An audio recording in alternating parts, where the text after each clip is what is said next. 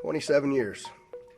For 27 years, the family of Tupac Shakur has been waiting for justice. We are here today to announce the arrest of 60-year-old Dwayne Keith Davis, aka Keefy D, for the murder of Tupac Shakur. Davis was arrested this morning by my LVMPD criminal apprehension team, and this investigation started on the night of September 7th, 1996. It is far from over. It has taken countless hours, really decades, of work by the men and women of our homicide section to get to where we are today. Several of those detectives that are standing here with us include Detective Cliff Mogg, the lead detective on this case. He is now retired. While I know there's been many people who did not believe that the murder of Tupac Shakur was important to this police department, I'm here to tell you that was simply not the case. It was not the case back then, and it is not the case today. Our goal at LVMPD has always been to hold those accountable and responsible for Tupac's violent murder accountable. Just like we do for every homicide victim in our city. Every single victim, every life that is lost is important and remains a priority to this police department. As we methodically built this case to move forward with an arrest, it was also important that at the same time, we're building towards a successful prosecution. We work closely with our esteemed district attorney, Steve Wolfson, in his office to ensure that is going to happen. Mr. Davis's own words reinvigorated our case in 2018. I'm going to give you some of those details, and I'm going to introduce to you our homicide lieutenant, Jason Johansson, and he will provide you many of the details on how we got here today. Thank you, Sheriff, and thank you everybody for being here today. My name is Jason Johansson, and I'm the homicide lieutenant with the Las Vegas Metropolitan Police Department. And my goal here today is to walk you through our investigation and what led us to the indictment of Dwayne Davis, also known as Keefy D, for the murder of Tupac Shakur. This case has been reviewed by our homicide team and homicide detectives for over 2.5 decades. And ultimately, our persistence in this investigation has paid off. Let me walk you through a timeline of events that as we know them right now. Prior to September 7th of 1996, as we all know, Tupac Shakur was an artist who was signed with Death Row Records. And that Death Row Records and its CEO, Marion Suge Knight, were closely affiliated with the Mob Piru criminal street gangs, and that they had an ongoing feud with the Southside Compton Crips. Dwayne Davis was the leader and shot caller of the Southside Compton Crips. And both of these gangs operated out of the Southern California area of Compton. On the night of September 7th of 1996, Tupac Shakur, along with Suge Knight and members of their entourage, which include members of Mob Piru, came to Vegas to attend the Mike Tyson fight at the MGM Grand Garden Arena. Members of the Southside Compton Crips, which included Dwayne Davis, along with his nephew Orlando Anderson, were also in attendance at the same event.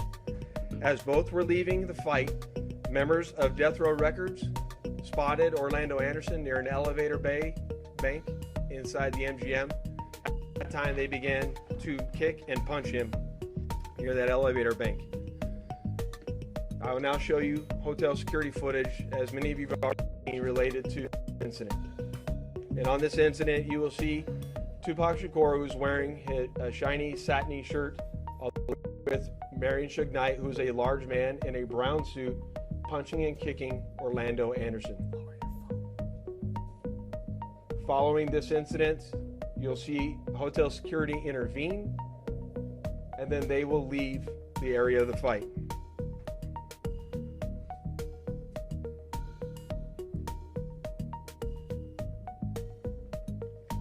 Little did anyone know that it is this incident right here that would ultimately lead to the retaliatory shooting and death of Tupac Shakur.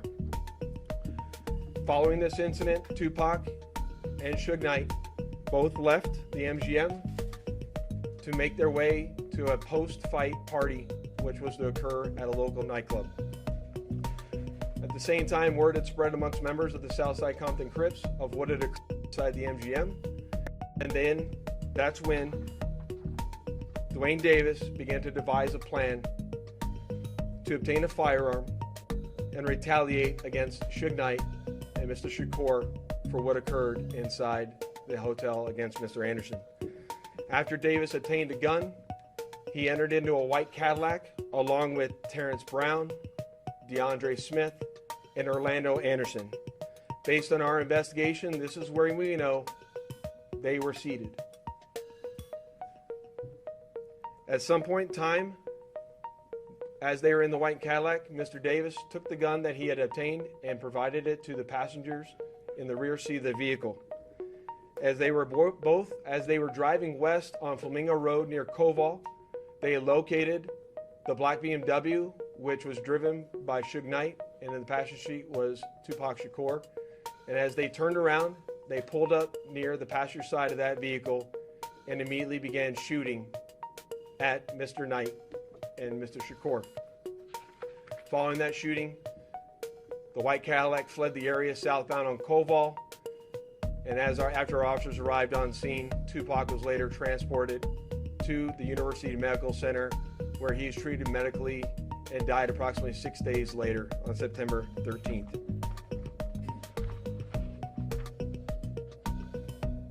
My homicide section handled this investigation from its onset and for a short amount of time.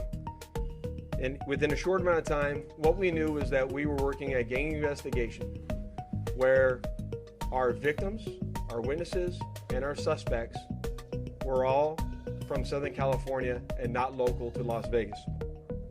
Within the first few months of the investigation, our detectives knew most of the information I just briefed you on.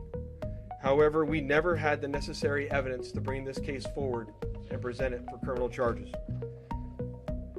As time went on, this case had been reviewed multiple times by different investigators assigned to my section, but it wasn't until 2018 that this case was reinvigorated as additional information came to light related to this homicide.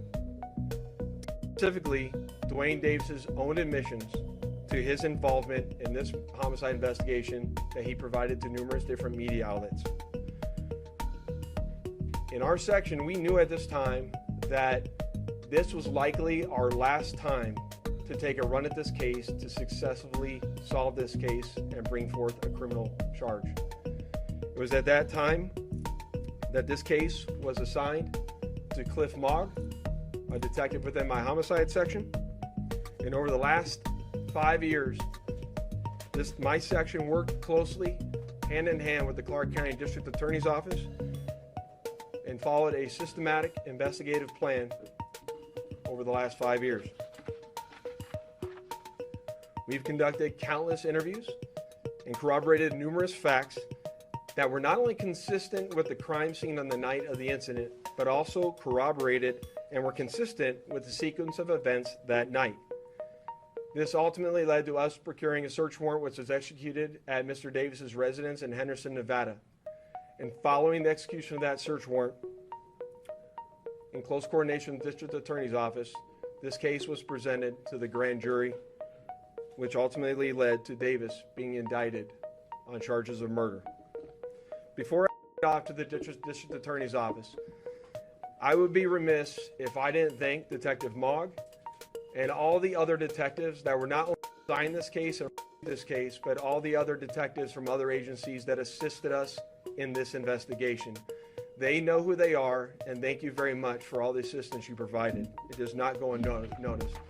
And lastly, one of the most important things, in my opinion, is we need to make this be a reminder that the charge of murder does not have a statute of limitations.